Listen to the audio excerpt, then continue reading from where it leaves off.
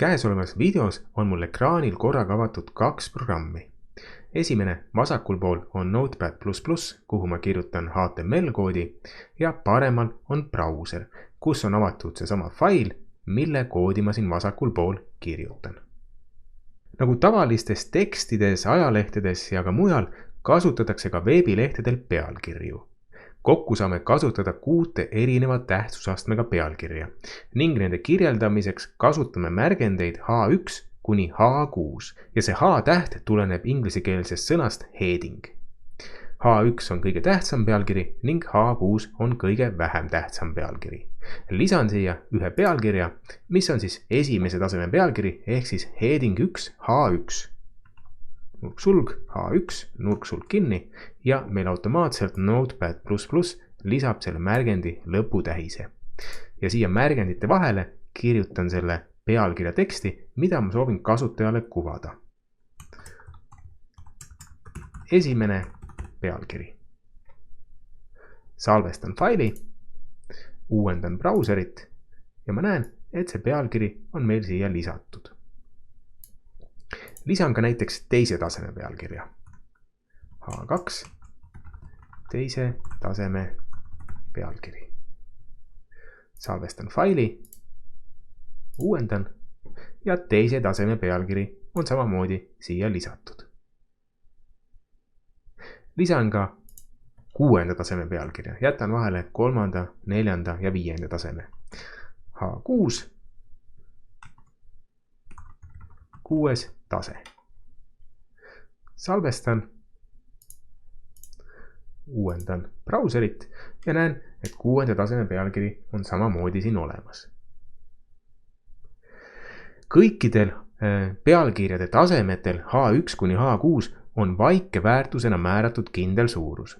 Nagu me näeme, siis H1 pealkiri on kõige suurem ja H6 pealkiri on kõige väiksem. Ja teised pealkirjad jäävad siia kusagile vahele, kus nad lähevad järk-järgult väiksemaks.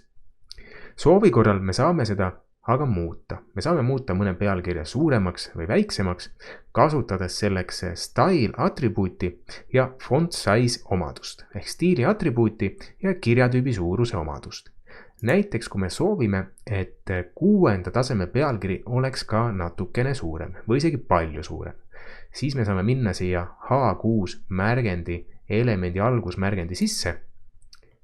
Kirjutame tühiku, teeme tühiku, kirjutame siia atribuut style, võrdub jutumärgid ja jutumärkide sisse font size ehk teksti suurus, koolon ja kui suureks me seda teksti soovime teha. Kirjutame siia näiteks 50 pikslit. Salvestame, uuendame brauserit ja 6. tase on nüüd tegelikult kõige suurem. Teeme ta natukene väiksemaks, näiteks 40. Salvestame, uuendame. 6. tase on nüüd umbes sama suur kui esimese taseme pealkiri. Lisaks pealkirjadele saame me erinevate teemade ja tekstilõikude üksteisest eraldamiseks kasutada ka horisontaalreeglit. Ja see element, mille tähiseks on HR, määratleb tekstis ära temaatilise pausi või ülemineku ühelt teemalt teisele.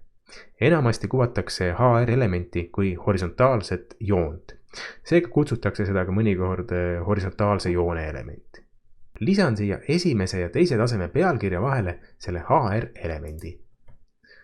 Enter, sulg, HR, sulg kinni. Salvestan. HR on tühi element, mis tähendab, et tal pole lõpumärgendit. Ja salvestan, uuendan brauserit ja näen, et esimese ja teise taseme pealkirja vahele on lisatud horisontaalne joon. Kui me soovime oma HTML dokumenti kirjutada teksti, siis me saame seda põhimõtteliselt teha ka ilma mingisugust elementi kasutamata.